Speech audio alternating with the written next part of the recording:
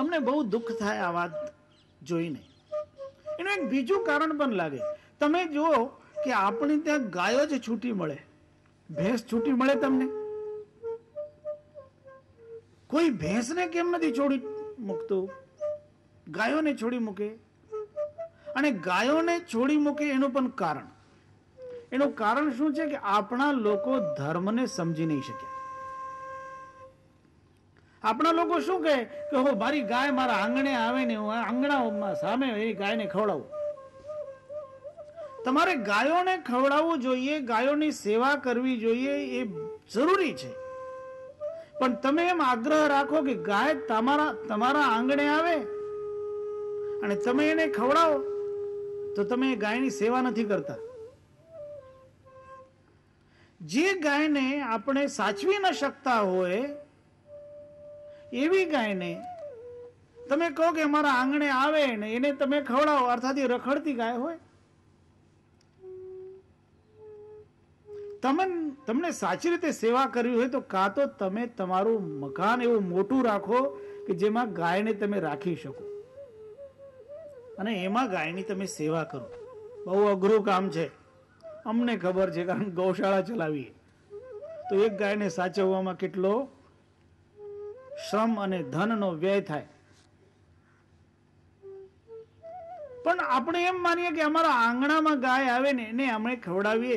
એ એક જમાનામાં સારું હતું, જ્યારે ગામડાઓ નાના નાના હતા અને ગાયો તો ગોચરમાં ચરવા જતી હતી અને સવારે સવારે નીકળતી હોય ગામડામાંથી, ત્યારે લોકો આંગણામાં ઉભા રહીને ગોગ્રાસ એને ખવડાવતા હતા.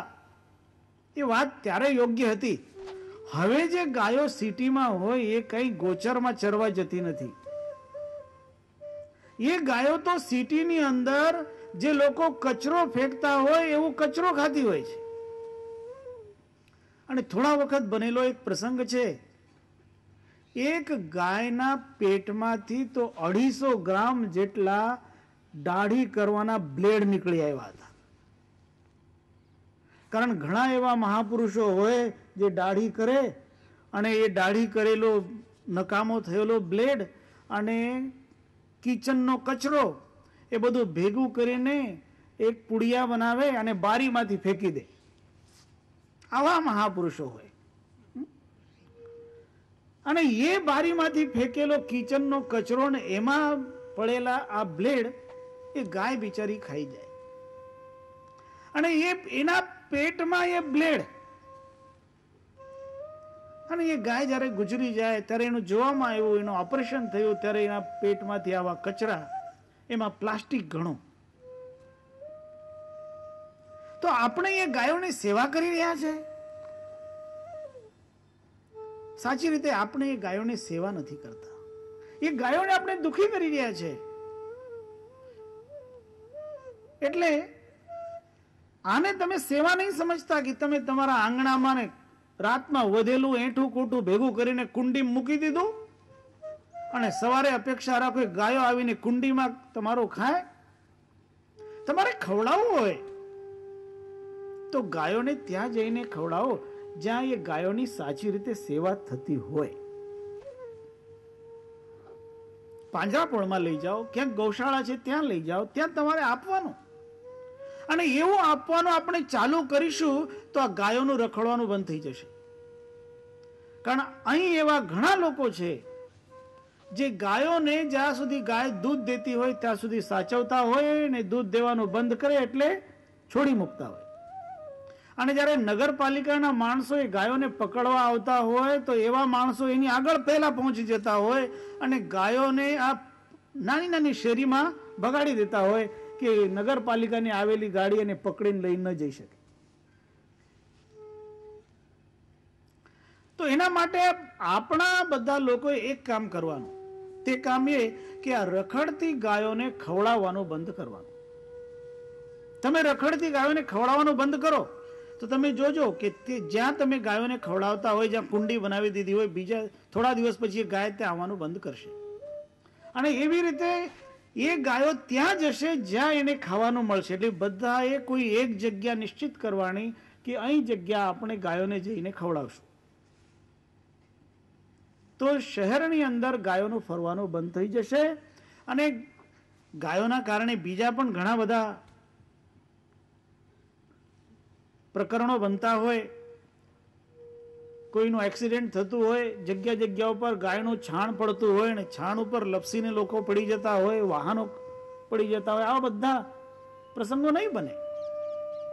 તો એના માટે આપણે થોડીક ધર્મની સમજણ કેળવવાની જરૂર છે. આપણે ધર્મને ઘણું બધું માની લીધું છે, જાણી લીધું નથી. અને જે માત્ર માનીને કરવામાં આવતો હોય એ ધર્મ નથી હોતો. જાણવું પડતું હોય, સમજવું પડતું હોય, વિવેક વાપરવો જોઈએ. અને જે વ્યક્તિ વિવેક વાપરે, સમજીને કાર્ય કરે, તો એ વ્યક્તિનું કાર્ય શ્રેષ્ઠ બનતું હોય છે. ગાયોની સેવા મહાપુણ્યનું કામ છે, એમાં કોઈ શંકાને સ્થાન નથી. એટલે જ આ દેશમાં ગૌ પૂજાને મહત્વ આપવામાં આવ્યું છે. ભગવાન કૃષ્ણ પણ ગૌ પૂજક હતા.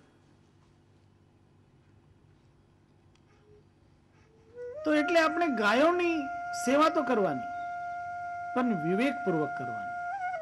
સત્યકામ જાબાલ ગૌ સેવા કરતા કરતા વનમાં રહ્યા અને ગાયોની સાથે રહેતા રહેતા એમનો ચિત્ત પણ ગાય જેવું થઈ ગયું, સરળ. ગાય જેવું સરળ પ્રાણી બીજું નહીં. એવી રીતે સત્યકામ જાબાલ પણ ગાયોની સેવા કરતા ગાય જેવા સરળ થયા. અને સરળ થયા તો એને ખ્યાલ નહીં કે ગાયોની સંખ્યા વધી રહી છે. પણ ગાયોની સંખ્યા વધતા વધતા 100 થઈ. ત્યારે એ જે ધણખૂટ હતો, જે વૃષભ હતો, વૃષભરાજ, એ વૃષભ સત્યકામને કહે છે, હે સત્યકામ, હવે અમારી સંખ્યા 100 થઈ છે અને તે અમારી જે લાગણી અમારી સાથે સ્થાપિત કરી અને જે લાગણીથી તું અમારી સાથે જોડાયેલો રહ્યો, એ તારી સેવા જોઈને હું તારા ઉપર પ્રસન્ન છું. એટલે હું તને એ જે બ્રહ્મ તત્વ છે એના એક ચરણનો ઉપદેશ કરું છું. અને એ વૃષભરાજ સત્યકામને એ બ્રહ્મના એક પાદનો ઉપદેશ આપે, એક ચરણનો ઉપદેશ આપે. સત્યકામને એ વૃષભ કહે કે તું હવે અમને લઈને ગુરુના દર્શનાર્થે ચાલ.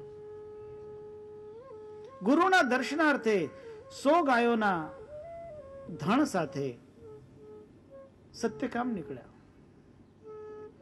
રસ્તામાં એક જગ્યા એક તળાવ આવ્યું.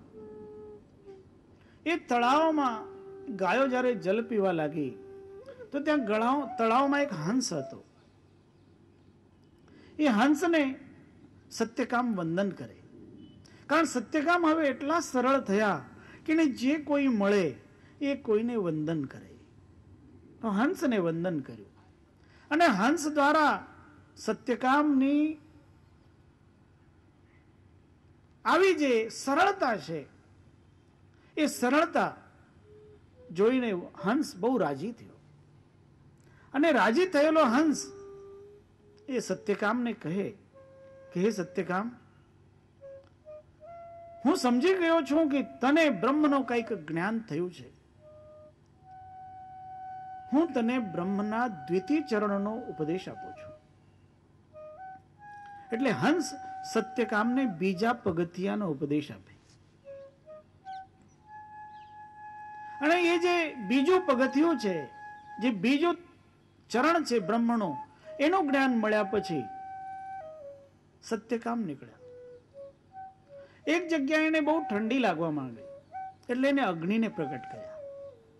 અગ્નિને પ્રગટ કર્યા અને અગ્નિને વંદન કર્યું, અગ્નિને પ્રદક્ષિણા કરી અને અગ્નિદેવ પાસે બેસીને હાથ જોડીને પ્રાર્થના કરી.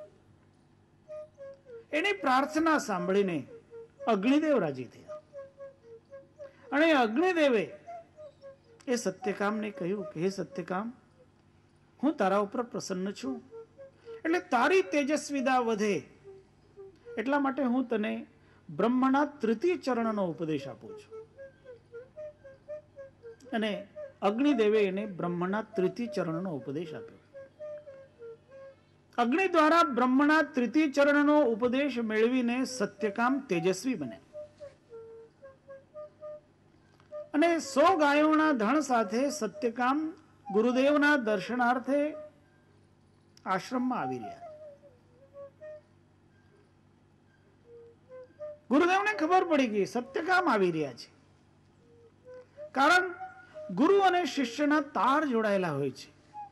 એમ કબીર સાહેબ પણ કહે, ગુરુ બસે બનારસી શિષ્ય સમુંદર તીર, વિસરાય વિસરે નહીં જો ગુણ હોય.